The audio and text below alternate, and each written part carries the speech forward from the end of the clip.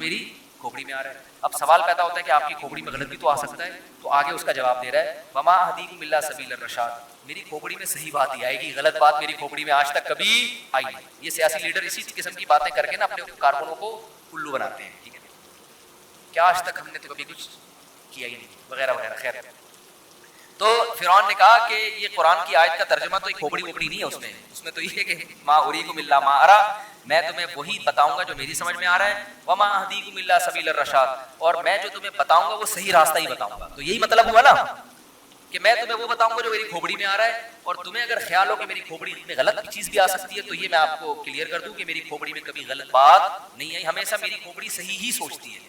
ایسی ایسی باتیں کر کے پوری اسمبلی کو کیا کر دیا, بیڑا گرک کر دیا, اس کو مروا دیا پوری قوم. تو اب فرعون کی کھوپڑی میں یہ آیا کہ قوم کو خطاب کر رہا ہے جلسہ کر کے نا کہ دیکھو یہ قوم بھاگ گئی ہے اور انہوں نے ہمیں بہت ترسایا ہے, بڑے ظالم ہیں, سب مل کے ان کا پیچھا کرو. اللہ کی قدرت کے بھاگتے چور کی کہتے ہیں نا, لنگوٹی بھی مل جائے تو لوگ سب بھاگتے ہیں نا, تو صرف فوجی نہیں بھاگے, پوری قوم بھاگ گئی کہ یار اب تو لوٹ مار مچے گی, کیونکہ اللہ تو پوری جو بھی کافر تھا نا سب کو تباہ کرنا چاہ رہے تھے. تو یہ نہیں کہ سارے فرعون کے فوجی نکل کے بھاگے, پورا مصر جو ہے نا, پورا شہر فرعون نے منادی لگائی, انہوں نے سب کو پکڑو بھائی, بڑے انجوائے کرتے ہوئے گھوڑوں پہ, تیز رفتار گھوڑوں پہ بھاگ رہے, اور اللہ کیسے ناکامی کے نقشے پیدا کر رہا ہے. بنی اسرائیل راستہ ہی بھول گئے کہ جانا کدھر ہے بھائی, راستہ ہی اللہ نے بھلا دیا. کتنی بڑی آزمائش ہے آپ سوچو بھائی, مجھے بیان کرنے میں مجھے اتنا تعجب ہو رہا ہے, سوچو جس پہ گزر رہی ہوگی ان کی حالت کیا ہوگی کہ کئی سال گزر گئے, پوری نسل ذبح ہو گئی ہماری, اب تھوڑا سا سانس لینے کا ٹائم آیا تھا, بھاگ کے کہیں ہمیں کچھ پناہ ملے گی, تو اب اللہ نے معاذ اللہ اتنا بھی نہیں کیا کہ فرعون کو پتہ نہ چلنے دیتا, پوری قوم ہمارے پیچھے لگا دی.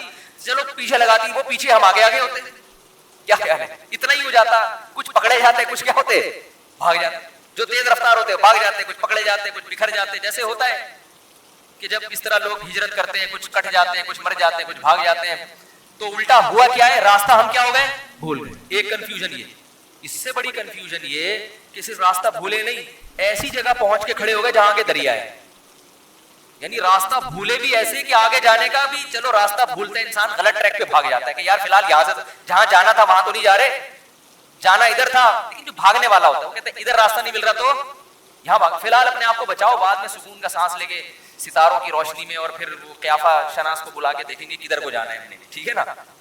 لیکن اللہ نے ایسا بھلایا کہ غلط بھی ایسا کہ آگے کیا ہے, دریا ہے, نہ ادھر بھی دریا, ادھر بھی پانی, ادھر بھی پانی, کہیں راستہ ہی نہیں جانے کا.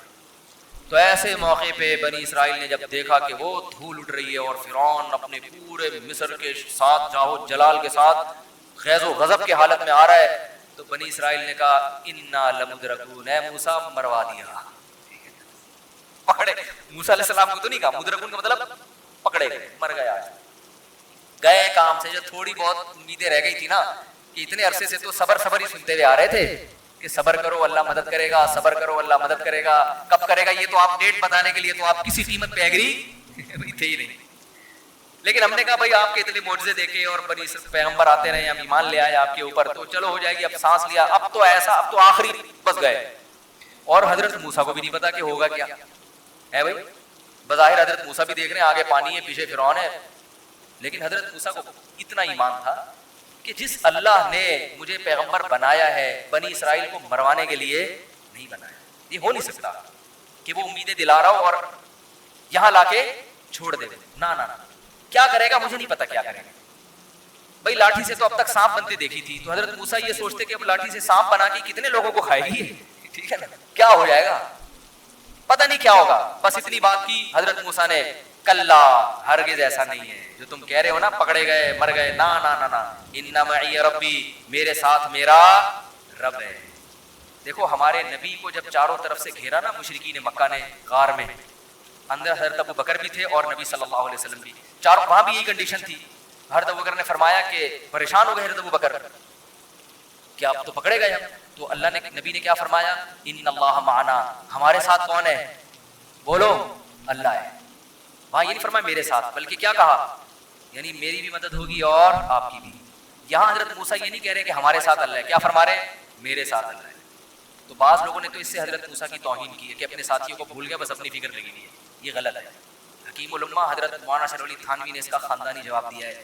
فرمایا کہ نبی نے معنا کا لفظ استعمال کیا کیونکہ ساتھ میں ابو بکر تھے جو ہر موقع پہ ساتھ دے رہے تھے, اور یہ نہیں کہا کہ پکڑے گئے, بلکہ غمزدہ ہوئے. اپنے سے زیادہ فکر کس کی ہو رہی ہے؟ نبی کی. ایسے جانثار ہے, ہر موقع پہ اپنا سب کچھ قربان کر دیا تھا انہوں نے, اور ایک دفعہ بھی یہ نہیں کہا کہ مدد کب آئے گی. کوئی بس جیسے جیسے نبی کہہ رہے ہیں عمل کرتے چلے جاؤ بھائی. بس یہ صبر توکل بہت اعلیٰ درجے کا. تو فرمایا وہاں صدیق تھے نبی کے ساتھ, اس لیے نبی کو پتا تھا کہ جو اللہ مجھے بچائے گا وہ میرے ساتھی کو اکیلا نہیں چھوڑے گا, کیونکہ ہم میں تو کوئی فرق ہی نہیں ہے دوستی میں, ہمیشہ آپ ساتھ دیا ہے, تو آج بھی اللہ ہم دونوں کا ساتھ دے گا, الگ الگ نہیں کرے گا.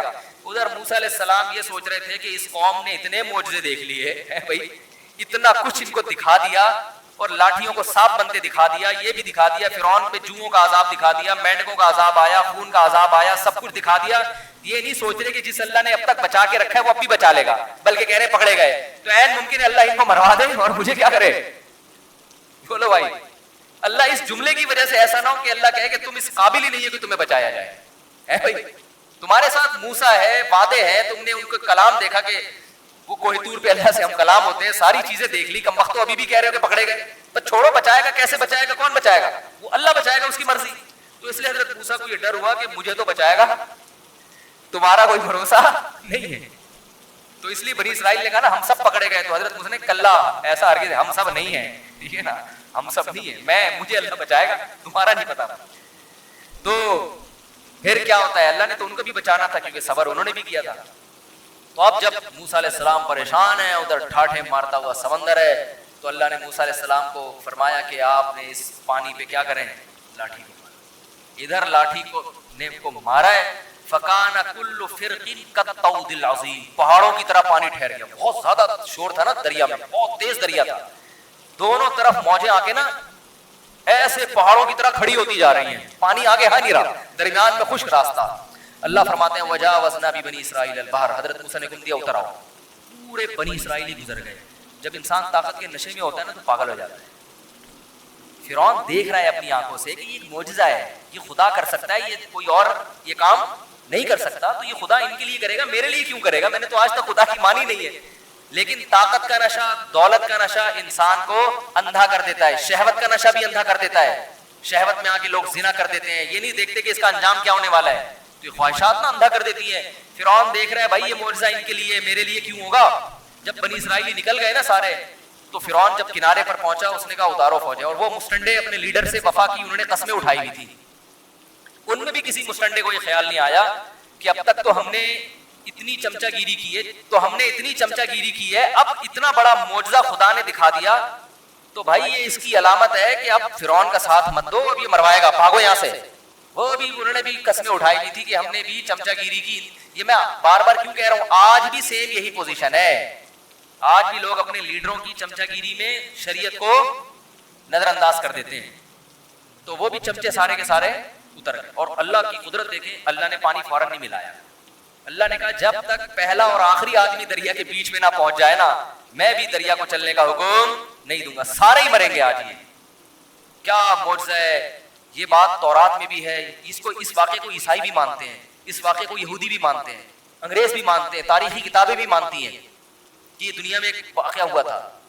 یہودی تو مانتے ہیں کیونکہ ان کے تو پیغمبر کے ساتھ یہ واقعہ ہوا ہے, عیسائی بھی مانتے ہیں, تو مسلمان بھی مانتے ہیں. تو اتنا بڑا واقعہ ہوا, اور آج کو مصر میں ساری یادگاریں موجود ہیں. تو جیسے ہی اے ٹو زیڈ لوگ آئے ہیں, اللہ فرماتے ہیں ہم نے دریا کو حکم دیا اپنی اصل حالت پہ آ جائے. کیا تباہ ہوئی ہے پوری قوم. اور دیکھو دلائل کہ اللہ نے انبار لگا دیے, مگر فرعون کی سمجھ میں نہیں آیا.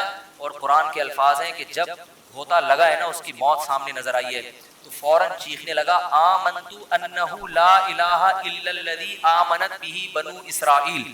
حضرت موسیٰ تو شارٹ کلمہ پڑھوا رہے تھے اس سے, آج پوری ڈیٹیل سے کلمہ پڑھ رہے ہیں. حضرت موسیٰ نے کہا کہ بس یہ بول دے کہ اللہ میرا خدا ہے, اتنا لفظ بولے گا نجات ہو جائے گی. اللہ میرا رب ہے, معبود ہے. کہہ رہے نہیں, میں معبود ہوں, الہ کون ہے, میں ہوں. آج کیا رپورٹ پیش کر رہے ہیں, ایک تو ضمیر شان, یہ نہیں کہا آمنت لا الہ الا اللہ, اتنا کہتے تھا نا, میں ایمان لایا اللہ کے سوا کوئی معبود نہیں, نہ آمنت انہ, یہ ہو ضمیر شان کہلاتی ہے. اس کو ضمیر قصہ بھی کہتے ہیں. اس کا ترجمہ ہوتا ہے بات یہ ہے کہ, جب ہم کوئی بات کر رہے ہوتے ہیں نا, بھائی بات یہ ہے, سنو میری بات یہ ہے کہ, تو فرعون کلمہ پڑھنے سے پہلے کہہ رہے بات یہ ہے. ایکچولی میں کچھ بات آپ سے کرنا چاہ رہا ہوں, بات یہ ہے, یعنی مجھے غر کیوں کر رہے ہو, سن تو لو, بات تو سنو. یہ بالکل اس کا صحیح ترجمہ ہوگا پراپر.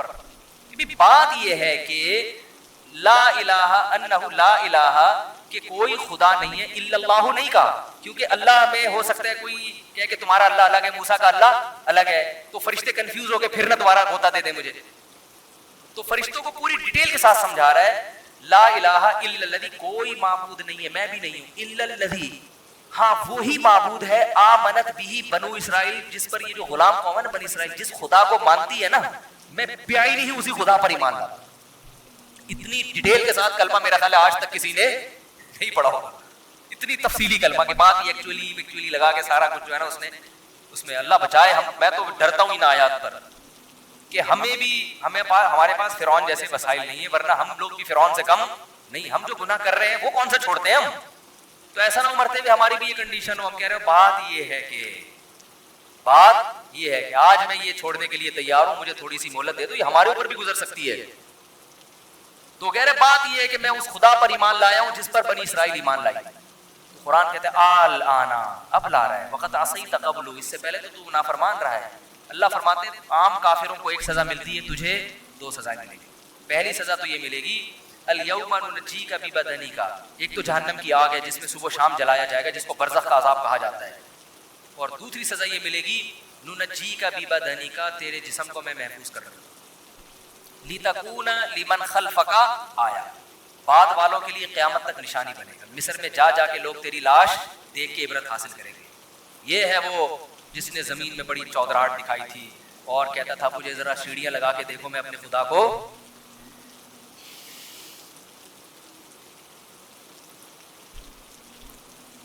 کیسا تکبر ہے دیکھو, انسان کھاتا خدا کا ہے.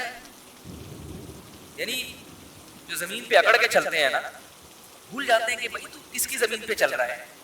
لوگ کہتے ہیں نا تو مجھے نہیں جانتا میں کون ہوں, یہ بہت خطرناک جملہ ہے. کیسے کسی کو کہتے تو مجھے نہیں جانتا, وہ ٹھیک ہے دھمکی دینے کے لیے ظالم کو تو ٹھیک ہے, لیکن ایسے وقت بھی دل میں ڈرا کرو. یہ ہماری اوقات کیا ہے بھائی, روٹی بند ہو جائے ساری دہشت 2 دنوں میں ختم ہو جائے گی. کتنا بڑا, اتنا تکبر. تو اللہ فرماتے ہیں جب تیری لاش کو لوگ دیکھیں گے تو کہیں گے یہ وہی ہے جو موسیٰ کلیم اللہ سے بحث کرتا تھا اور کہتا تھا کہ سیڑھیاں لگاؤ میں خدا کو دیکھنا چاہتا ہوں. کبھی کہتا تھا عمارت بناؤ میں اوپر چڑھ کے آسمانوں میں جھانکنا چاہتا ہوں, خدا میرے سامنے کیوں نہیں آتا, خدا مجھے نظر کیوں نہیں آتا.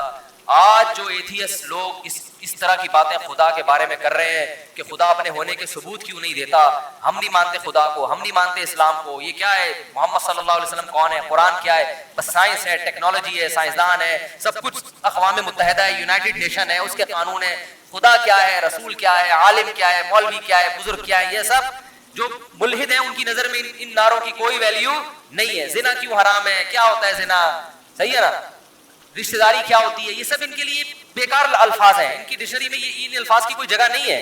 ابا بوڑھے ہو گئے وہ لوگ میں جمع کراؤ بھائی, اس کو کیا گھر میں رکھ کے کرنا ہے, ٹینشن لینی ہے. اور پھر جب ان سے کہا جائے اتنے دلائل تو کہتے ہیں کہ وہ نظر کیوں نہیں آتا ہمیں. تو اللہ فرماتے ہیں کہ الیوم ننجیک ببدنک لتکون لمن خلفک آیا, آج میں تیرے جسم کو محفوظ کر لوں گا, بعد والوں کے لیے تو نشانی بنے گا.